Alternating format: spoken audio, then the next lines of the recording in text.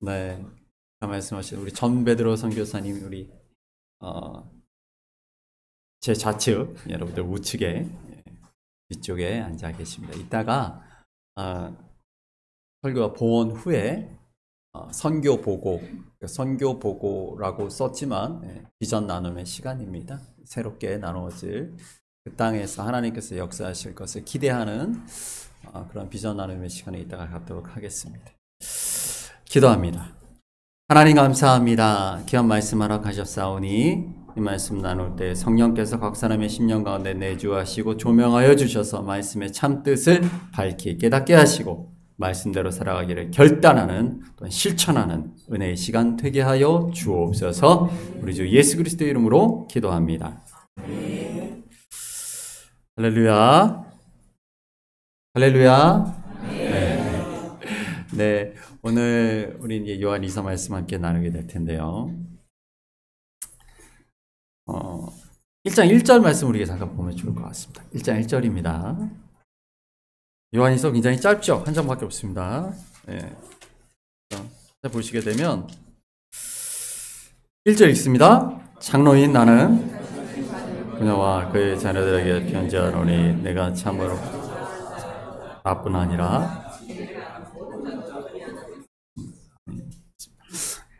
미리 말씀드리면 요한 2서의 가장 큰 주제는 진리와 사랑입니다. 이것은 요한 서신 전체 뿐만 아니라 요한 복음, 더 나아가면 성경 전체의 주제이기도 합니다.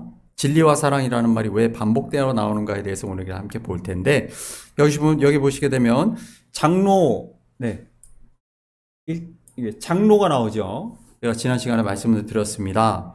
요한 서신을 쓴 요한이 사도 요한인가 아니면 초대교회의 장로 중에 한 사람인 요한인가, 이걸 가지고 아직도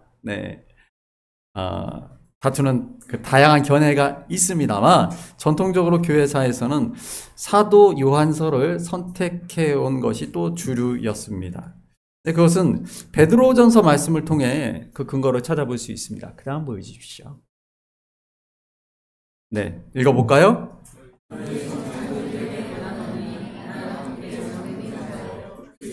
고난이요 나타날 영광에 참여할 자니라. 아멘. 그래서 베드로 사도도 스스로를 장로된 자라고 표현하기 때문에 초대교회에서의 장로란 목회를 하는, 목사라는 직이 없었기 때문에 장로의 역할을, 목회와 교회를 이끄는 그런 지도자의 자리였다라고 본다면, 요한이 스스로를 장로라고 한 것도 베드로가 스스로를 장로로 한 것으로 이해할 수도 있을 것이다 라고 보는 견해가 있다라는 것입니다.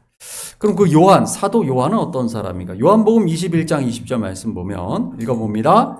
베드로가 돌이켜 예수께서 사랑하시는 그 제자가 그는 만찬석에서 주님을 파는 자가 누구니까 묻던 선이라. 아멘. 그렇습니다. 우리가 지난 시간에 살펴봤던 것처럼 요한 복음에서 요한은 스스로를 예수님이 가장 사랑하는 제자, 사랑하시는 제자, 이렇게 자기를 소개하죠. 그런데 이 말씀 보게 되면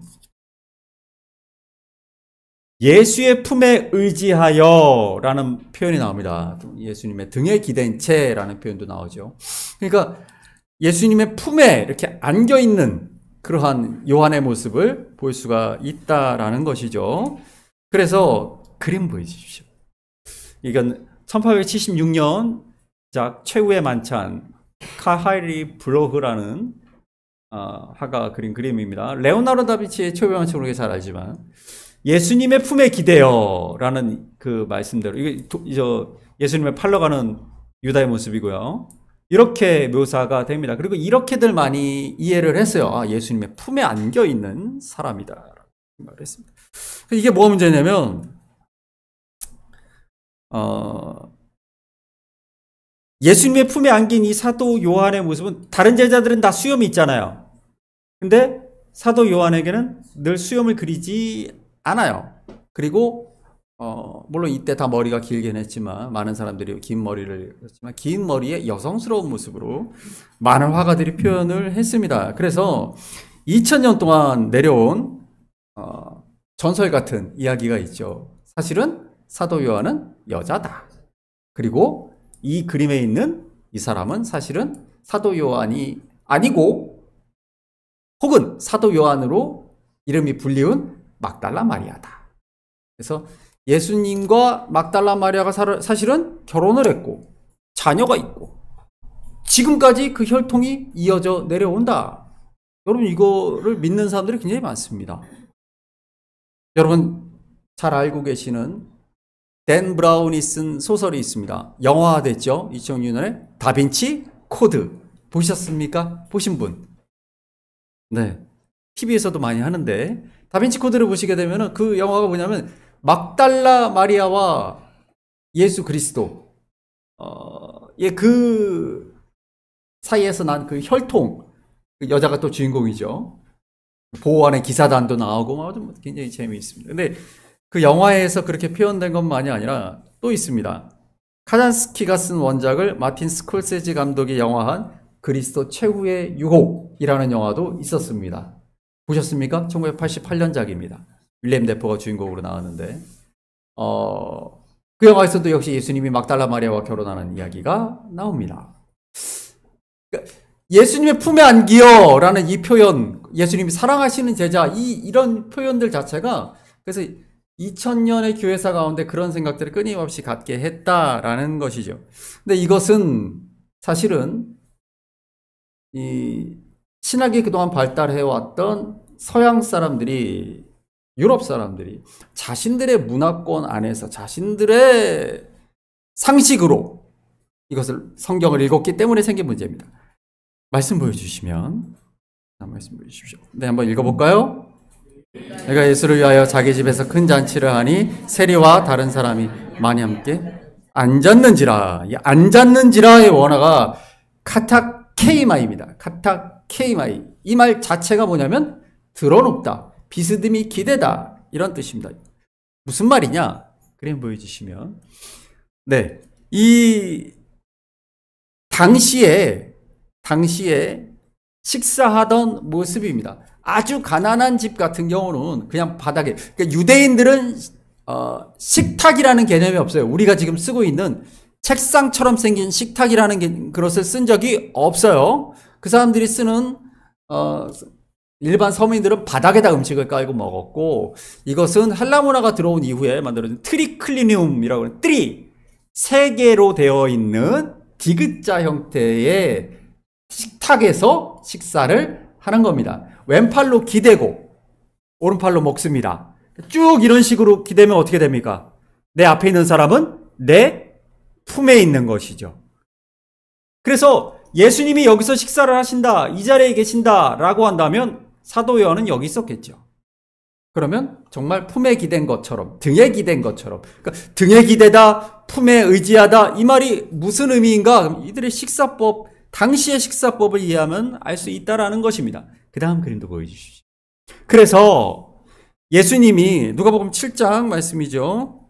38절에 막달라 마리아가 예수님의 발을 씻어주는 그 장면이 있습니다. 우리가 생각할 때 식탁에서 식사를 하면 막달라 마리아가 이렇게 밑으로 기어와서 식탁 밑에 들어와서 예수님의 발을 씻어주는 게 아니에요.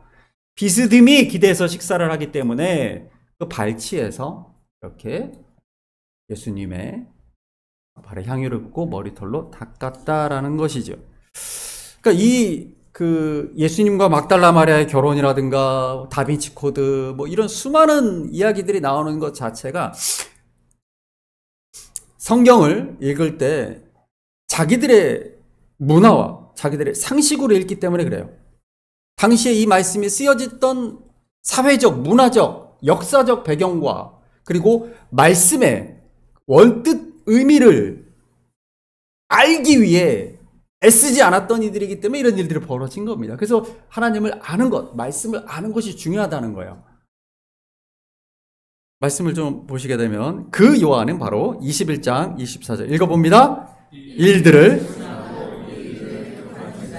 이 사람이라 우리는 그의 증언이 그렇습니다. 바로 예수님의 가장 곁에서 식사도 예수님 옆에서 했던 예수님을 지켜봤던 그가 기록한 말씀, 그게 뭐다? 그게 요한복음이다 라고 요한복음을 설명하고 있는 것입니다.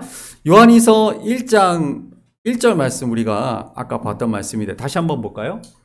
네, 시작. 사노이 나는 그의 자녀들에게 편지하노니 내가 참으로 나뿐 아니라 진리하는 모든 자도 요한 1서, 2서, 3서의 수신자가 누구냐? 라고 했을 때, 특히나 요한 2서 같은 경우는 부녀라는 표현이 나옵니다. 그래서 부녀와 자녀들, 그래서 어떤 요한이 개인적으로 알고 있던 어떤 여인과 그 가정에게 보낸 편지다라고 보는 이 시각도 있어요. 그런데 그 다음 보여주십시오. 네. 부녀라는 표현을 보면 헬라어 표현은 퀴리아입니다. 퀴리아. 이 퀴리아라는 표현 자체가 중요해요. 왜 그러느냐? 이 퀴리아는 남성형 명사 퀴리오스의 여성형이에요. 그럼 이 퀴리오스는 뭐냐? 퀴리오스는 말씀을 보여주십시오. 누가복음 6장 46절입니다. 읽어봅니다. 너희는 어찌하여 아멘. 그 다음 한번 보여주십시오. 여기서 주여 주여가 퀴리오스지요. 그러니까 퀴리오스의 여성 명사가 퀴리아예요. 퀴리오스는 당시에 보통 황제나 왕을 부르던 이름이었죠. 영어로는 로드겠죠. 그리고 히브리어로는 아도나이, 헬라어로는 퀴리오스, 라틴어로는 도미누스. 우리가 잘 아는 영화의 커바디스 도미네, 주여 어디로 가시나이까? 그게 라틴어로 도미네, 도미누스, 주여라는 것이죠. 그래서 이 퀴리아라고 했던 그 표현 자체는 뭐냐면 그냥 단순히 어떤 여자를 의미하는 게 아니라는 거예요. 이런 오해들은 어떻게 생각나니까? 그러니까 퀴리아라는 그 표현 자체는 뭐냐면 교회를 말하는 거예요. 교회를 여성형으로 불렀다라는 거죠. 제가 예전에 말씀드린 적이 있습니다. 성경을 기록한 히브리어나 헬라어는 남성형과 여성형 구분된다라는 말씀드렸죠. 그래서 도시, 국가, 마을, 그리고 교회 다 여성명사죠. 여성형입니다. 그래서 여자로 부르는 거예요. 제가 지난 시간에 신천지에 대한 말씀을 나누고 오늘 안상홍 증인의 하나님의 교회 세계복음선교회, 우리나라에서 가장 큰 이단 중에 하나입니다. 그 이단에 대한 말씀을 나눌 텐데, 그들이 하늘 어머니 장길자 교주를 하늘 어머니다라고 부르는 그 근거의 말씀이 갈라디아서 4장 21절부터 29절까지 31절까지 쭉 있는데 우리 읽어보겠습니다. 여기 앞에 나오는 거 한번 쭉 읽어볼게요. 시작. 하는 자들아 율법을 듣지 못하였느냐? 기록된 바 아브라함에게 하나는 여종에게서는 육체를 따라 낳고 자유에 있는 자에게는 약속으로 말미암았느니라. 이것은 비유니 이 여자들은 두 언약이라. 하나는 신의 산으로부터 종을 낳은 자니 곧 하갈이라. 이 하갈은 아라비아에 있는 신의 산으로서 지금 있는 예루살렘과 같은 곳이니 그가 그 자녀들과 더불어 종로로 타고 오직 위에 있는 예루살렘은 아멘. 자, 26절까지만 일단 보겠게요. 여기서 나오는 위에 있는 예루살렘, 어머니, 이게 하늘 어머니 하나님이다라고 그들이 주장하는 근거입니다. 그래서 그 안상홍이 재림 예수인데 죽었다 그랬잖아요. 그러니까 어떻게 합니까? 그 아내였던 장길자가 그대로 이번엔 어머니 아니야, 하늘 어머니라고 말하면서 이 말씀을 봐라, 하늘에 어머니가 있다, 이렇게 주장을 해온 거죠. 그래서 이 말씀과 함께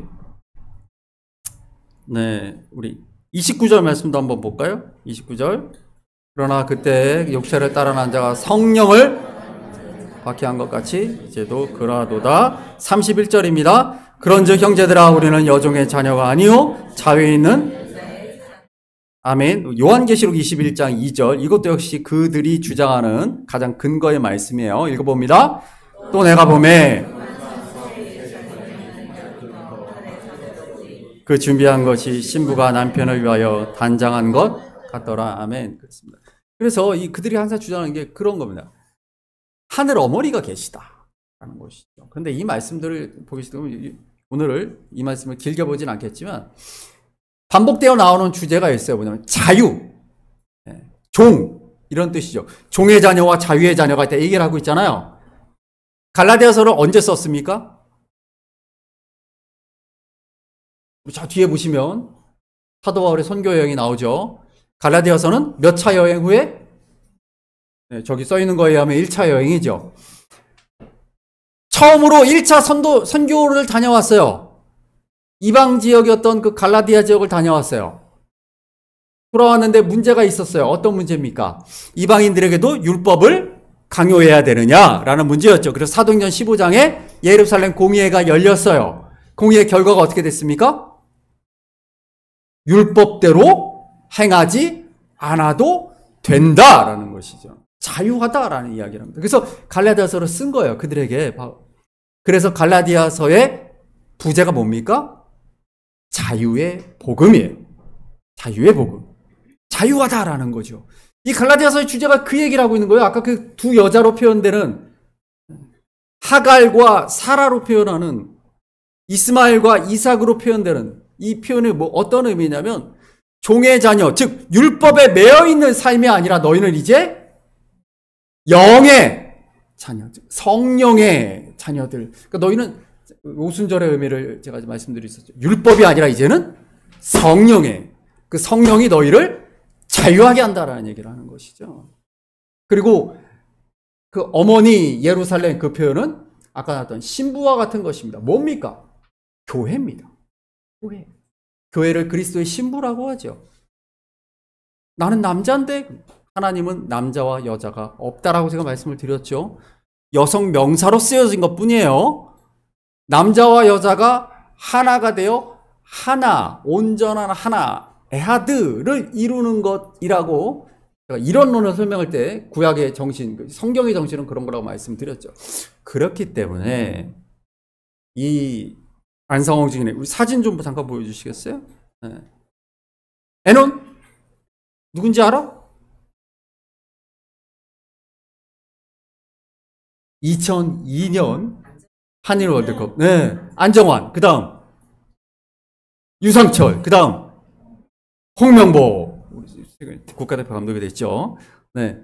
2002년에 안성홍 증인회가 난리가 났습니다. 안, 상, 홍. 하나님이 우리나라를 월드컵에 진출시켰다. 이 진짜입니다. 난리가 났습니다. 그 다음 한번 보여주십시오. 네. 이게 그들이 말하는 판교, 성전, 어마어마하죠. 뭐 2, 30만 명 정도 됩니다. 그들이 장길자 교주죠. 그러니까 그들이 주장하는 그러한 잘못된 교리들, 아까 우리가 말씀을 성령 안에서 진리 안에서 자유하라라는 말씀을 왜곡시켜서 그들이 잘못된 말씀을 전하는 거죠. 아까 그 처음에 봤던 막달라 마리아와 예수님의 관계를 소설처럼 만들어냈던 그런 이야기들도 결국 전부 다 말씀을 제대로 알지 못하기 때문에 그런 일이 생기는 것입니다. 우리 요한이서 1장 3절 말씀 보시면 읽어봅니다. 은혜와 아버지의 아들 예수 그리스도께로부터 진리와 사랑 가운데서 아멘. 그렇습니다. 그러니까 요한이서의 가장 중요한 부분은 뭐냐면 진리와 사랑이 우리와 함께 있다라는 것이죠. 성령을 통하여라는 것입니다. 우리 4절, 5절 계속 한번 읽어보겠습니다. 6절까지 읽어봅니다. 너희 자녀들 중에 우리가 아버지께 받은 계명대로 진리를 행하는 자를 내가 보니 심히 기쁘도다. 부녀여 내가 이제 내게 구하노니 서로 사랑하자. 이는 새 계명같이 내게 쓰는 것이 아니라 처음부터 우리가 가진 것이라. 또 사랑은 우리가 그 계명을 따라 행하는 것이요 계명은 이것이니 아멘. 그렇습니다. 부녀여라고 말하는 교회여라고 말하는 교회여. 자녀들은 뭐겠어요? 교회의 성도들이죠. 요한 서신이 쓰여지던 당시는 어떤 상황이었습니까? 로마 황제 도미티아누스의 가장 강한 핍박과 박해, 수많은 순교자들이 나던 그때입니다. 이 요한복음보다 한 세대 앞서 쓰여졌던 그 공관복음서, 60년대에 쓰여졌던 그 공관복음서에도 큰 핍박이 있었죠. 그때의 황제는 네로였어요. 그로부터 한 세대 후에 요한복음이 쓰여질 때에 이 도미티아누스 황제는 네로보다 더 강한 핍박을 교회에 가했던 황제입니다. 그 시대에 쓰여진 서신이에요. 그래서 교회를 교회라고 부르지 않지요. 요한계시록을 여러분 우리가 이제 볼 텐데, 요한계시록이 이래요. 수많은 상징을 갖다 놨습니다. 그러니까 편지를 봐도 이게 무슨 내용인지 잘 모르게 쓴 거죠. 우리 전배드로 선교사님께서 이제 카톡 보내고 편지 보내고 그러실 때 우리 선교사님들이 이렇게 모호하게 목사님 이렇게 안 하고 선생님 이렇게 하잖아요. 네, 그렇게 하는 것과 같다라고 생각하시면 돼요. 그러니까 분열하고 쓴 건데 이거를 그 시대적 상황에 따라, 그러니까 이 문자의 어원을 우리가 따라 올라가니까 이건 교회구나라고 알아야 되는데 그걸 모르니까 많은 사람들이 이건 그냥 어떤 여자한테 보냈다라고 해석하는 경우가 있다는 것이죠. 그래서 말씀을 잘 알아야 된다라는 말씀을 드리고요. 이 말씀 가운데 바로 그 진리, 그리고 5절에 보면 뭐라고 나옵니까? 새 계명. 우리가 금요일에 보셨죠? 새 계명이 뭡니까?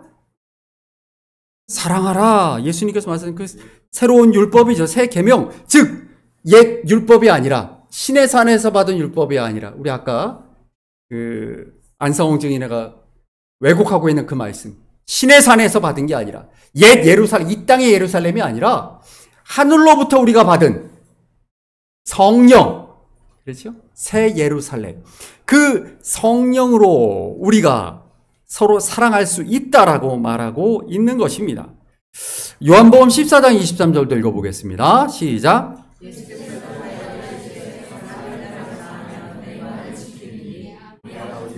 그를 사랑하실 것이요.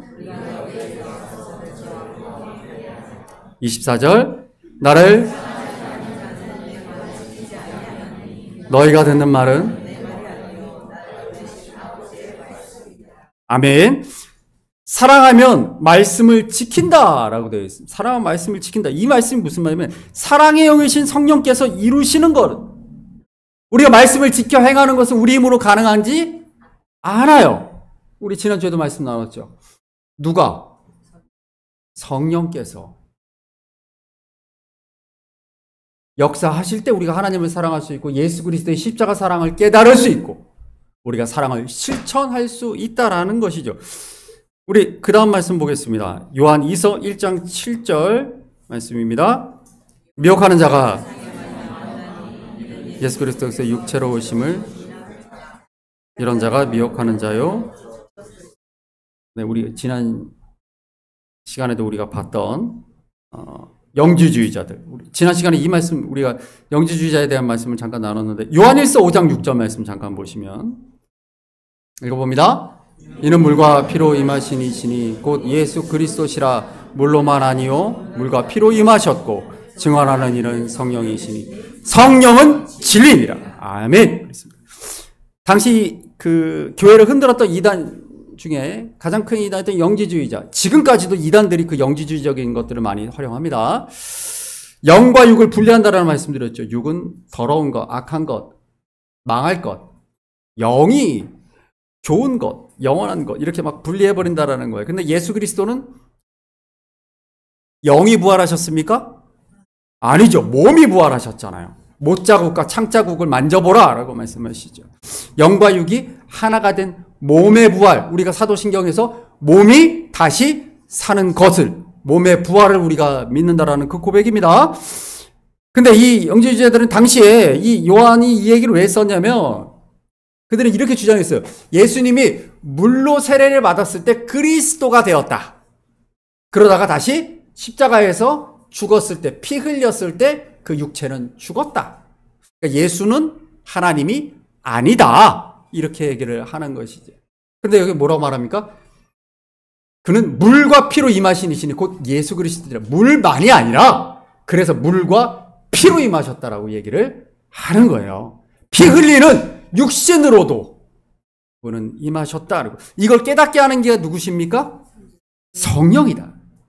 여러분, 말씀을 아무리 들어도 말씀을 우리가 깨닫지 못하는 이유가 뭘까요? 내 안에 성령이 역사하지 않기 때문이에요. 그래서 성령이 없는 자는 말씀을 깨달을 수가 없어요. 성령이 그 안에 있지 않으면 하나님을, 예수 그리스도의 십자가 사랑을 알 수도 없고 그 사랑을 실천할 수도 없다라는 것이 바로 성령이 바로 그런 분이시다. 갈라디아서 5장 22절 말씀 읽겠습니다. 오직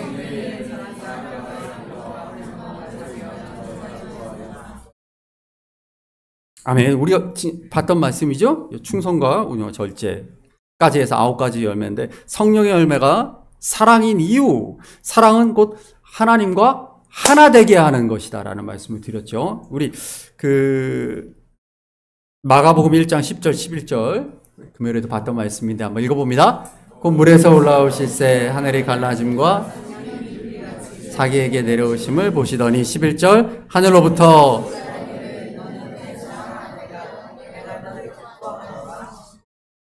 예수님이 세례받으실 때 성부 하나님, 성자 예수 그리스도, 성령 하나님이 함께 나오는 장면이다. 그렇기 때문에 물이 얼음이 됐다, 수증기가 됐다, 이런 모습을 바꾸기만 한다라는 그런 것이 삼위일체론이 될 수 없다라고 말씀드렸죠. 동시에 나온단 말이에요. 동시에.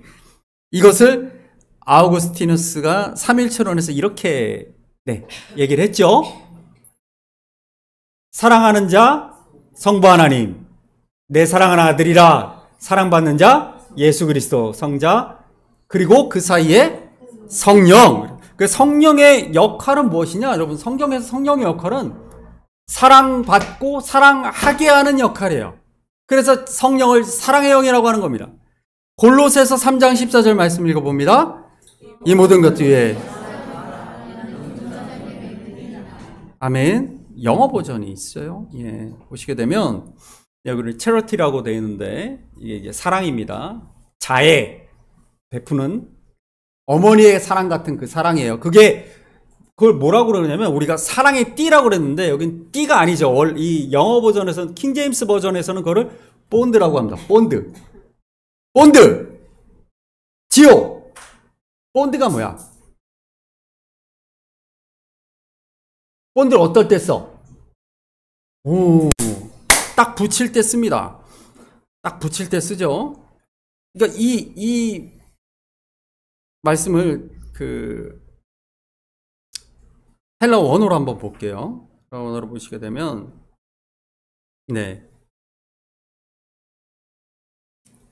여기 매는 띠다 라고 표현했던 것을 순데스모스라고 하는데 이 헬라어 이 표현 자체가 바로 그렇게 합치는 것을 의미합니다. 그 다음 말씀 한번 보여주십시오. 골로새서 2장 19절에도 여기는 힘줄로 표현이 됐고요. 그 다음 넘어가서요. 노래가 있습니다. 그 다음 노래. 네, 고맙습니다. 이거 잘 아는 노래예요. 우리는 사랑의 띠로 하나가 되었습니다. 그렇죠? 네, 이 원곡이 이런 거예요. We are one in the bond of love. 이렇게 되는 거예요. 본드. 우리는 성령이 우리 사이에 본드입니다. 얘기를 하고 있는 거예요. 본드입니다. 그래서 우리를 붙였습니다. 우리를 붙인 뿐만 아니라 우리를 하나님과 붙여주는 것. 그게 누구예요? 성령이에요. 성령이 우리를 하나님과 붙여준다라는 거예요. 그래서 그게 성령의 역할입니다. 그래서 오늘 우리가 이사야 30장 말씀을 보았는데 이 말씀을 오늘은 제가 이 말씀을 다 다루지는 않겠고요. 21절 말씀만 잠깐 볼게요. 네, 21절, 22절만 보겠습니다. 너희가 오른쪽으로 치우치든지 이것이 바른 길이니 또 너희가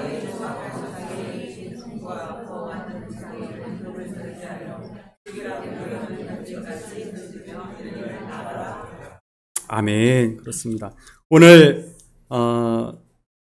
요한 2서 말씀 가운데에서도 사랑을 행할 수 있는 것, 수많은 미혹한 영들이 있는 가운데에서도 우리가 그렇게 살 수 있는 것은 어떤 방법을 통해서, 무엇을 통해서? 성령을 통해서다라고 강조하고 있는 것이죠. 이 말씀, 이사야 말씀은 유다가 패망을 앞둔 상태예요. 그 안에서 하나님이 이 성령을 통해서 끊임없이 그들을 깨닫게 하셨으나 그들은 선지자들을 버렸다라고 말하고 있으면서 그 안에서 나오는 말씀입니다. 바른 길을 알려주시는 진리이신 성령님의 말씀에 귀 기울이지 않았기 때문에 그들은 패망의 길로 갈 수밖에 없었다라는 말씀이죠. 여러분, 그래서 오늘 우리가 요한 2서에서는 성령을 사랑의 영 그리고 진리의 영으로 말씀하십니다. 성령이 없는 곳에 사랑이 없고 진리가 없습니다. 성령의 역사가 사라지면, 성령의 충만함이 사라지면 교회 안에 사랑도 없고 진리도 없어요. 사람의 지식과 사람의 경험이 앞서는 교회가 되어버립니다. 사회의 신분이 교회에서 큰 소리치는 역할을 하게 됩니다. 내가 많은 것을 가졌으니 내가 복을 많이 받았다라고 자랑하는 사람이 되어버립니다. 진리가 사라지면 그렇게 됩니다. 그럼 어떻게 됩니까? 사랑하지 않게 되겠죠. 본드로 하나가 되진 교회가 아니라 성령이 우리를 하나로 만드신다라는 이 접착제, 우리 윤진이하고 지효가 지금 붙어 있잖아요. 저렇게 딱 붙어 있는 겁니다. 하나님 우리 이렇게 붙이시는 거예요. 근데 성령이 없으면 떨어지겠죠. 그래서 교회가 분열하고 다투고 없다라는 것이죠. 그렇다면 우리는 늘 성령의 역사하심을 구할 수밖에 없다라는 것입니다. 우리 하박국 선지자의 말을 마지막으로 좀 듣기를 원하는데요. 하박국 3장 2절 말씀인데 2절 3절 2절만 읽어보겠습니다. 2절 시작. 여호와여 주는 주의 일을 이 수년 내에 부응하게 하옵소서. 이 수년 내에 나타내시옵소서. 진노 중에라도 긍휼을 잊지 마옵소서. 여기서 하박국 선지자가 말하는 부응이 무슨 뜻입니까? 부흥은 우리가 한국교회가 가장 잘못 쓰는 말인데 이거는 많아지고 커지고 넓어진다는 의미가 아니죠. 네, 그 뜻으로 쓰인 말이 아닙니다. 지금 이 말이 왜 나온 겁니까? 지금 주여 주의 일을 수년 내에 부응하게 하옵소서. 이게 무슨 일을 해달라는 거예요? 심판을, 바벨론에 의한 심판을 주시옵소서라는 것이죠. 그래서 16절 말씀 보시면 이 하박국 선지자의 그 모든 이야기들을 듣고 나서 하나님이 주신 그 말씀을 듣고 나서 하박국 선지자가 이렇게 말합니다. 내가 들었으므로 내 창자가 흔들렸고 무리가 우리를 치러오는 환난 날을 내가 기다림으로 썩이는 것이 내 뼈에 들어갔습니다. 내 몸은 내 처소에서 떨리는도다. 이 말씀 바로 다음에 무슨 말씀이 나옵니까? 무화과 나무 잎이 마르고 포도 열매가, 그러니까 이거하고 그거하고 뛰어넘으면 신나게 부를 수 있는데 그 얘기가 아니란 말이에요. 바벨론 군대가 쳐 내려온다는 얘기죠. 그러니까 무화과 밭에 무화과 우리의 아무것도 없다 다 뺏기고 다 그들이 가져갈 거니까. 그러니까 하박국 선지자의 이 말은 두려운 것이죠. 그러나 그럼에도 불구하고 진리를 깨닫지 못하는 우상의 숭배를, 아까 우리 이사야 30장의 말씀처럼 우상 숭배로만 나가다 패망의 길로 나아가는 유다 백성들을 향해서 하박국 선지자가 말하죠. 주여 주의 일을 부응케, 주의 일을 일어나게 하옵소서라고. 주의 심판이, 주님의 역사가 이루어지게 하소서라고 하는 피눈물을 흘리면서 뭐라고 말합니까? 하박국 선지자. 내 뼈가 썩고 내 창자가 꼬이고 꿰고 막 너무 고통스러운 모습이죠. 창자가 끊어지는 걸 뭐라 그럽니까? 애가 끊는다 그러죠. 그게 창자가 애잖아요. 오늘 말씀을 마지막으로 12장 2절 말씀을 함께 읽습니다. 로마서 12장 2절입니다. 너희는 변화를 받아 하나님의 선하시고 기뻐하시고 온전하신 뜻이 무엇인지 분별하도록 하라. 아멘. 그렇습니다. 부흥한다라는 그 말의 원래 의미는 바로 이것입니다. 변화되게 해달라는 그런 의미이지요. 주님의 심판으로 우리를 주님의 역사라 우리를 바꿔주옵소서라는 간절한 하박국 선지자의 기도입니다. 여러분, 성령이 함께 하시지 않으면 우리는 하나님과 하나 될 수도 없고 진리의 말씀을 깨달을 수도 없고 우리가 주님의 몸인 공동체가 하나가 될 수도 없습니다. 우리 금요일에도 우리가 기도하였지만 성령께서 우리와 함께 하심으로 우리가 진리에 분명히 서서 미혹하는 수많은 영들과 대적하며 이단들과의 싸움에서 승리하며 또한 하나님께서 우리에게 주신 귀한 소명을 감당하는 그러한 공동체가 되기를 소망합니다. 함께 찬양하실 텐데요. 여러분 주보에 있는 찬양입니다. 이 가사를 여러분 한번 잘 생각해 보시면서 함께 찬양하겠습니다.